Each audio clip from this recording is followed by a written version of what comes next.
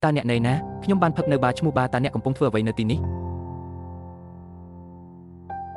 កាលពីមុនពេលចាប់ខ្លួនអ្នកប្រមឹកគេនិយាយថាពួកគេនឹងឬមនុស្សដែលពួកគេលួចស្រឡាញ់ស្រវឹងនៅតាមបារបរោះនោះបានប្រញាប់ទៅរកនរណាម្នាក់ភ្លាមដោយអន្ទះសារពេលឃើញក្មេងប្រុសរាងខ្ពស់ម្នាក់ឈរក្បែរសេងឆៃដែលមានកម្ពស់ប្រហែល 1.95 ម៉ែត្ររលកនៃការច្រណែនបានហូរចូលក្នុងខ្ញុំសាងជីស្រវឹងបន្តិចដោយដឹងពីការយកចិត្តទុកដាក់របស់ជាងមេងគាត់ក៏លូកដៃទៅជួយគាត់ខ្ញុំនៅតែរុញមនុស្សនោះចេញដោយសភាពគិតយួនជាសត្រមលេងបានពេលឃើញបរោះផ្សេងទៀតប៉ះសេងឆៃបោះជំហានទៅមុខភ្លាមដើម្បីឈប់ដូចជាការនាំកូនដែលបាត់បង់របស់អ្នកត្រឡប់ទៅផ្ទះវិញគាត់ត្រូវបានយកចេញពីខាងជាងមេងដោយធម្មជាតិជាងមេងបានឬសេងឆៃហៅបទចម្រៀងយួនជាសខ្ញុំគ្រាន់តែគិតថាពួកគេទាំងពីរជាបងប្អូនបង្កើតបន្ទាប់ពីណែនាំខ្លួនមួយរយៈខ្លីគាត់ក៏ចាក់ចេញទៅដួនជាស៊ូដោយមានអារម្មណ៍ស្រងូតស្រងាត់ក៏មិនអាចទប់ចិត្តមិនឲ្យស្ដីបន្ទោសគាត់ដែលបានមកបាននោះបើទោះបីជាមានស្ថានភាពធ្លាក់ទឹកចិត្តក៏ដោយគាត់បានសង្កត់ធ្ងន់ម្ដងហើយម្ដងទៀតថាគាត់ជាមនុស្សពេញវ័យហើយមិនអាចស្រឡាញ់បានទេអ្នកធ្លាប់និយាយថាពេលអ្នកធំឡើងអ្នកអាចធ្វើអ្វីដែលអ្នកចង់ធ្វើបានទុកព្រួយរួមផ្សំជាមួយនឹងផលប៉ះពាល់នៃគ្រឿងស្រវឹងរលកនៃការចង្អោរបានបកបក់មកលើខ្ញុំដោយមិនអាចទប់វាបានគាត់បានក្អួតលើសម្លៀកបំពាក់របស់ដួនជាស៊ូប៉ុន្តែរបៀបដែលក្មេងស្រីនោះអបក្រសោបដោយស្ដាប់បង្គាប់បានធ្វើឲ្យចិត្តរបស់ដួនជាស៊ូរំជួលចិត្តផ្ទុយទៅវិញខ្ញុំគិតថារឿងនេះល្អណាស់នៅពេលដែលភាពអស់សង្ឃឹមបានរសាយបាត់ទៅហើយមនុស្សម្នាក់ទទួលបានភាពច្បាស់លាស់ឡើងវិញបន្តិចដួនជាស៊ូចង់ដឹកគាត់ត្រឡប់ទៅវិញខកចិត្តនឹងរូបរាងមិនធម្មតារបស់គាត់ខ្ញុំតូចចិត្តព្រោះខ្ញុំមានទម្ងន់ជាង90ផោនខ្ញុំបានចូលទៅក្នុងសារមួយរួចហើ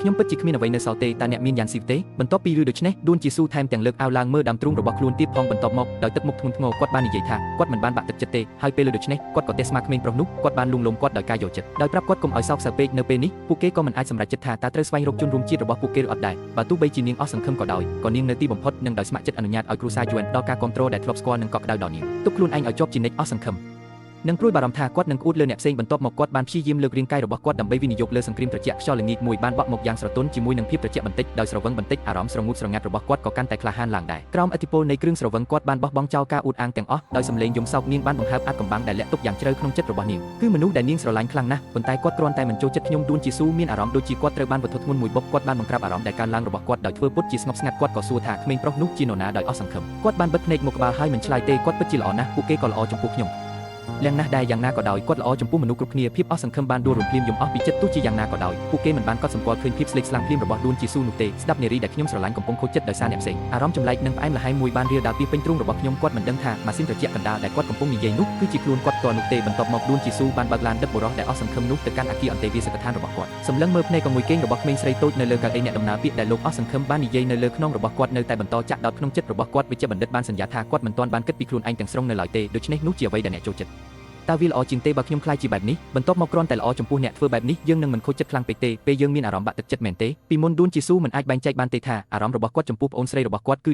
dejection បានហួសពីព្រំដែននៃសេចក្តីស្រឡាញ់របស់បងប្រុសចំពោះប្អូនស្រីរបស់គាត់ដោយស្ងាត់ដួនជាស៊ូមិនអាចជួយអ្វីបានក្រៅពីលើកដៃឡើងប៉ះពាល់របស់សាងជីប៉ុន្តែពេលចុងម្រាមដៃរបស់គាត់ហៀបនឹងប៉ះនឹងស្បែកដ៏ឆ្ងាញ់នោះគាត់ក៏ឈប់ហើយដកវាចេញភ្លាមព្រឹកព្រលឹមថ្ងៃបន្ទាប់ភ្ញាក់ពីដំណេកដោយសារស្រវឹងស្រាខ្ញុំមានអារម្មណ៍ទាំងខ្មាស់អៀននិងសោកស្ដាយការចងចាំដែលបែកខ្ញែកបានធ្វើឲ្យគាត់ប្រាថ្នាថាគាត់អាចបាត់លួនទៅក្នុងស្នាមប្រេះនៅក្នុងដីជាធម្មតាគាត់ក៏ភ្លេចការសារភាពដ៏ស្មោះស្ម័គ្ររបស់យួនយ៉ាក់នៅក្នុងឡានដែរមិនយូរប៉ុន្មានសាររបស់យួនយ៉ាក់បានមកដល់គាត់ត្រូវបានរំលឹកកុំឲ្យយឺតពេលដើម្បីត្រឡប់ទៅផ្ទះវិញនាងថែមទាំងបាននិយាយថានាងនឹងនាំគាត់ទៅប្រលានយន្តហោះដោយផ្ទាល់ទៀតផងមិត្តរួមបន្ទប់របស់ខ្ញុំរំភើបខ្លាំងណាស់ពាក្យចាំអារាមគួរឲ្យរំភើបអំពីសាច់ញាតិចាស់សង្ហាគួរឲ្យអស់សំណើចដែលបានបើកឡានជូនគាត់ទៅផ្ទះកាលពីម្សិលមិញសាងជីបានរុញវ៉ាលីរបស់គាត់ចេញពីអគារអន្តេវាសិកដ្ឋានដោយឆ្កងស្ថានភាពស្រវឹងរបស់គាត់កាលពីម្សិលមិញធ្វើឲ្យគាត់ខ្មាស់អៀនពេកមិនហ៊ានប្រឈមមុខនឹងយួនយ៉ាក់ប៉ុន្តែដួនជាស៊ូស្លៀកពាក់ភ្លឺចែងចាំងខ្លាំងនៅថ្ងៃនេះគាត់បានយកអីវ៉ាន់ភ្លាមនៅពេលដែលគាត់បានឃើញគាត់ភាពគ្មានទោសបីដែលធ្លាប់តែបំពេញភ្នែករបស់គាត់នៅពេលដែលគាត់សម្លឹងមើលទៅសាងជឿបានបាត់ទៅយូរហើយដួនជាស៊ូទើបតែដាក់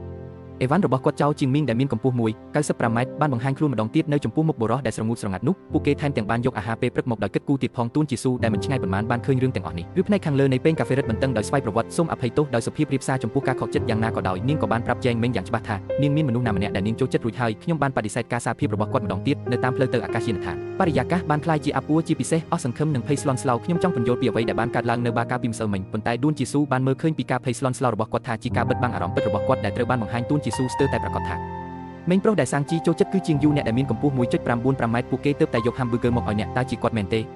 ការយល់ច្រឡំនេះបានរីករាលដាលយ៉ាងខ្លាំងហើយកាន់តែធំឡើងប៉ុន្តែបេះដូងពីរដែលបានងាកមករកគ្នារួចហើយបានខិតជិតគ្នាកាន់តែខ្លាំងឡើងនៅចំពោះមុខស្នេហាពិត